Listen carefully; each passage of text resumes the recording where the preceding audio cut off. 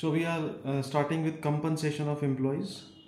Income method हम कर रहे थे, how to calculate national income with the help of income method. Income method में सबसे पहला component है compensation of employees. This is a very important concept. Before starting compensation of employees, what is COE and how we calculate it, you need to understand two terms, employer and employee. एक employer होता है, एक employee होता है. Compensation of employees COE, इसका simple जो मतलब है, all benefits which is given by the employer to the employee. All benefits given by the employer to the employee in cash and in kind. दो चीजें, जो cash में मिलेगा और जो काइंड में मिलेगा, प्लस सोशल सिक्योरिटी स्कीम्स जो हमने क्लास में किया था, SSS. तो जितने भी बेनिफिट है जो एम्प्लॉयर एम्प्लॉय को देता है, उसके वर्क के अगेंस्ट, याद रखना, this is a bilateral concept. CO is a bilateral concept.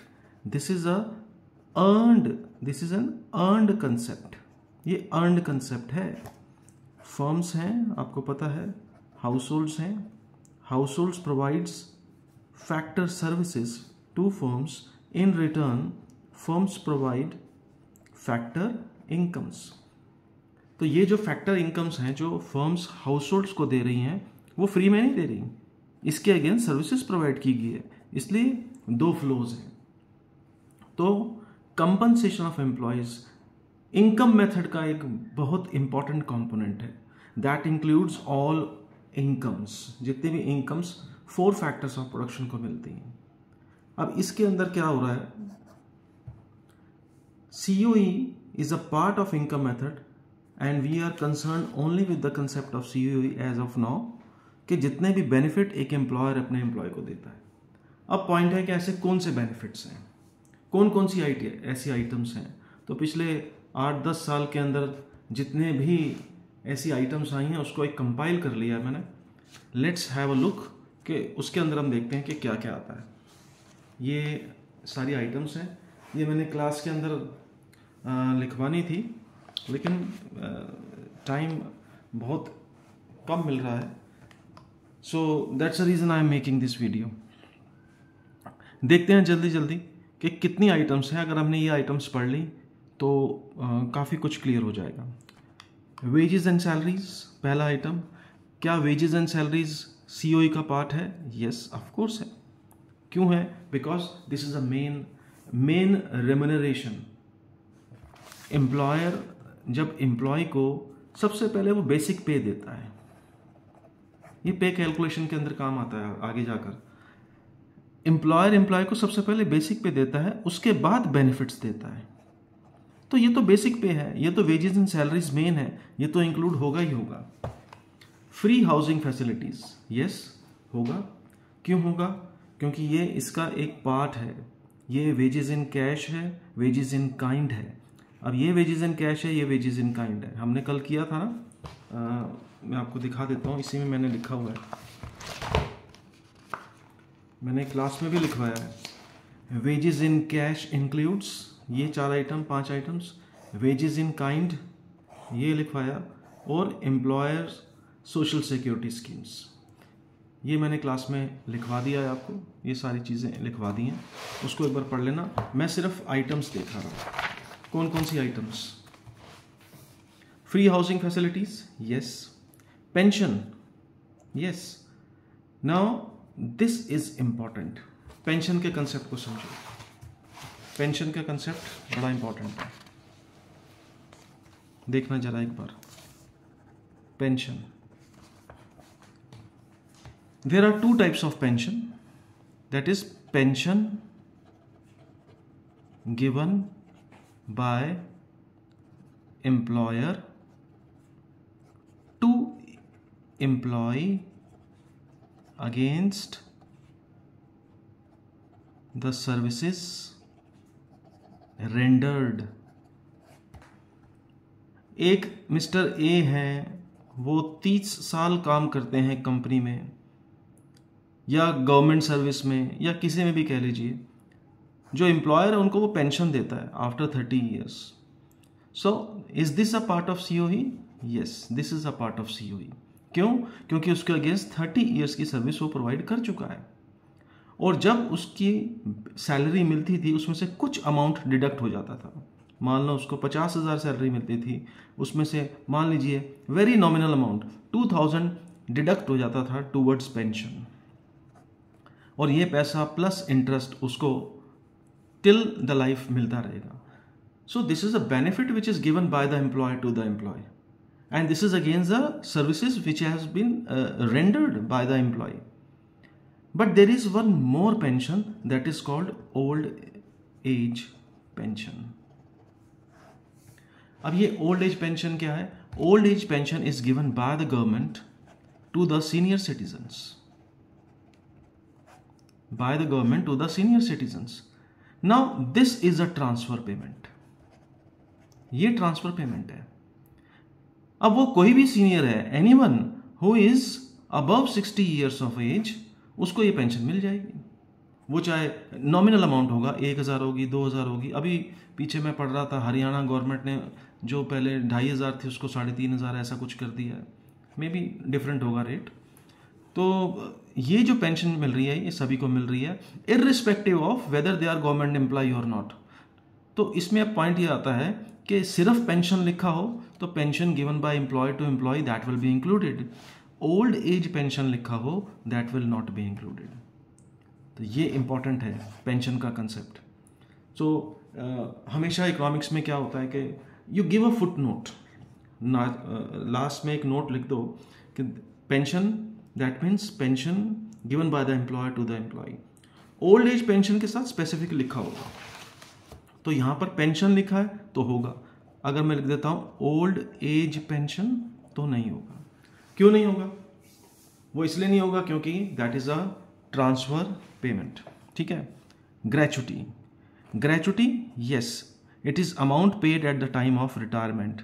एक एम्प्लॉयर, जो हमने कहा ना, मिस्टर ए अगर रिटायर हुए तो उसको पेंशन तो मिलेगी ही 30 साल की सर्विस के बाद, but at the time of retirement उसको कुछ पैसा लमसम अमाउंट मिलेगा. That is called lump sum amount. उसकी सैलरी में से जैसे 2,000 पेंशन के कटते थे, 3,000 कुछ और भी कटता था, that is called provident fund. वो पैसा इकट्ठा होता जाता है और वो पैसा जब वो रिटायर हो जाता है तब मिलता है. Now that is called gratuity. That is called gratuity. So gratuity is a amount paid at the time of retirement. ठीक है. This is important. Traveling allowance, no. Why? Because it is treated as a business expense and it's an intermediate consumption for the employer. मैंने TA की बात करी थी, transport allowance and travelling allowance. Again two terms. TA,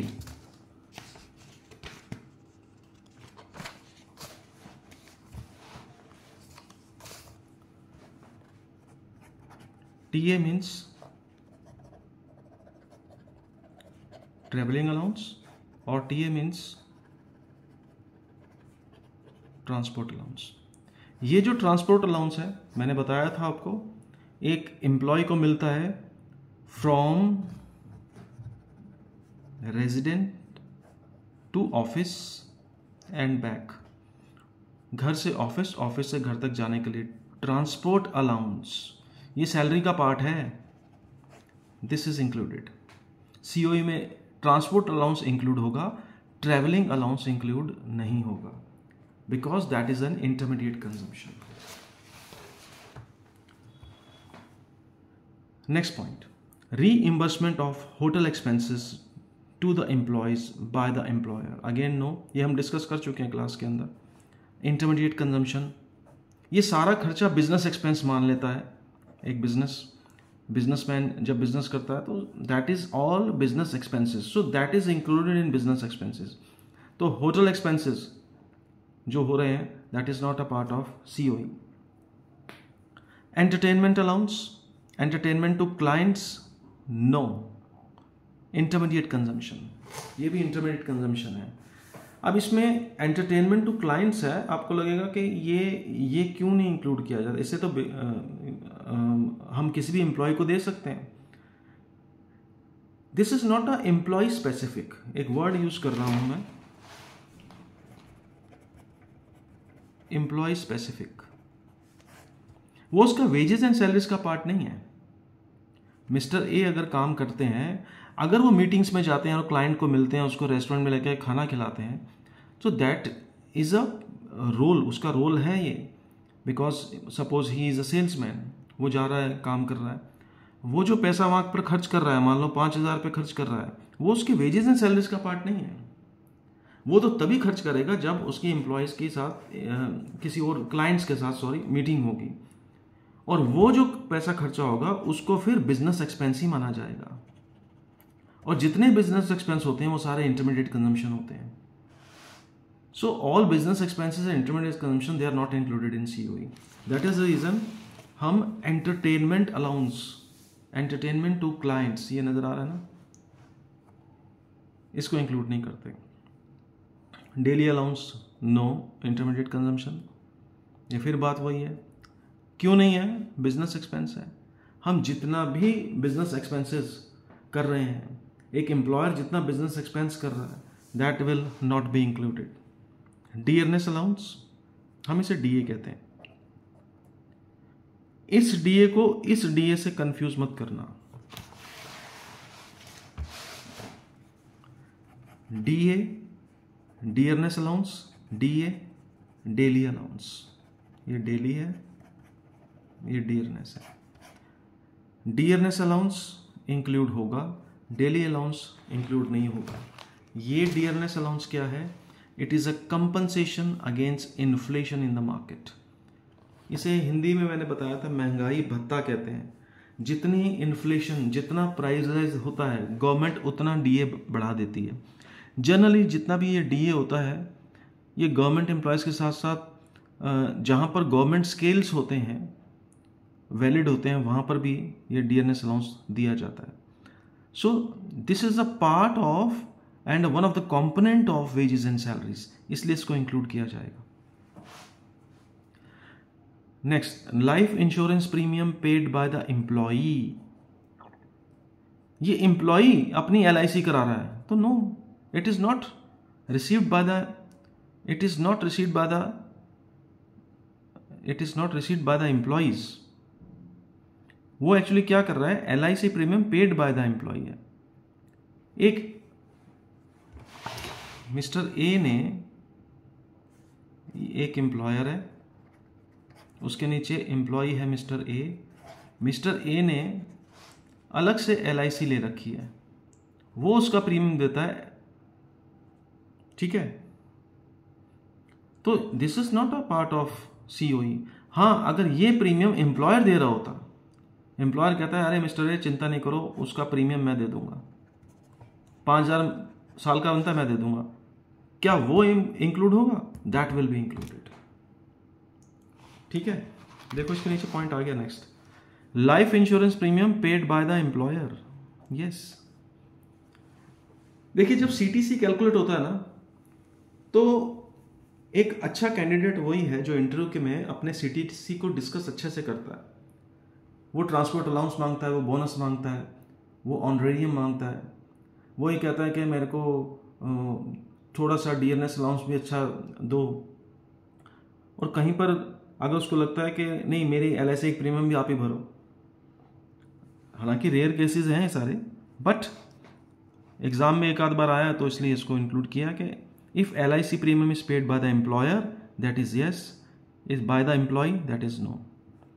आगे देखिए, this is again very important, पहले बहुत आता था, पीछे कुछ सालों से नहीं आया पॉइंट ये, but it's very important. Compensation received by the injured worker from the insurance company, no. क्यों? हम ए की बात कर रहे हैं जो एम्प्लॉयर के नीचे काम कर रहा है। अब अगर ए किसी फैक्ट्री में काम करते करते इंजर्ड हो जाता है, इसने इंश्योरेंस अपनी करा रखी है और इंश्योरेंस उसको कंपनसेशन देती है, ये सीओई का पार्ट नहीं है। लेकिन अगर ये इंश्योरेंस एम्प्लॉयर ने करा रखी है तब सीओई का पार्ट बन जाएगा। यानी जो बेनिफिट एम्प्लॉयर दे रहा है तब हम उसको इंक्लूड करेंगे। Compensation received by the injured worker from the insurance company, insurance company दे रही है भैया, एम्प्लॉयर नहीं दे रहा। Medical expenses paid by the employer, हाँ वो बीमार हो गया, उसको इंजर्ड हो गया, उसके सारे मेडिकल एक्सपेंसेस एम्प्लॉयर ने पे कर दिए, yes. Free education, yes. Bonus, yes. मैंने कहा था बोनस कोई रेगुलर पेमेंट नहीं, लेकिन साल में एक आध बार मिलती है किसी पर्टिकुलर चीज पे। मान लीजिए दिवाली का बोनस मिल गया, क्रिसमस का बोनस मिल गया, yes, it is a part of the wages and salaries also. Free uniform, yes, मैंने डिफेंस पर्सन्स की बात करी थी। Honorarium, I have discuss this, yes, it is a special payment for some special task which is not a routine job. अब मान लीजिए आप जी किसी को बुलाते हैं, एक सेशन कराना है, चार्टर्ड अकाउंटेंट को बुलाया आपने, he is explaining about the how to maintain the balance sheet, और किसी सेल्स एक्सपर्ट को बनाया, वो कंपनीज के लोगों को ट्रेनिंग दे रहा है कि how to boost the sales, how to increase the sales, तो उसको कुछ ना कुछ तो पेमेंट करेंगे ना उस सेशन को देने के लिए। Now that is called honorarium. ये एग्जांपल है, ठीक है। ये ऑनरेरियम अगर मिलता है किसी भी एम्प्लॉय को मिलता है, अगर वो रेगुलर एम्प्लॉय है उसको भी मिलता है, और वो कहता है कि ठीक है मैंने एक पर्टिकुलर काम किया है, एक कोई फंक्शन था, उस फंक्शन को मैंने ऑर्गेनाइज किया कंपनी के लिए, ही इज एम्प्लॉय, और कंपनी ने खुश होकर उसको ऑनरेरियम दे दिया, yes, that will be a part of COE. Sick leave allowance, yes, it is a part of COE, क्योंकि इसे मेडिकल लीव्स कहते हैं। कोई एम्प्लॉय अगर बीमार पड़ जाता है उसको कुछ मेडिकल लीव्स मिलती हैं, कुछ अलाउंसेस मिलते हैं अपना इलाज कराने के लिए, that will be a part of COE.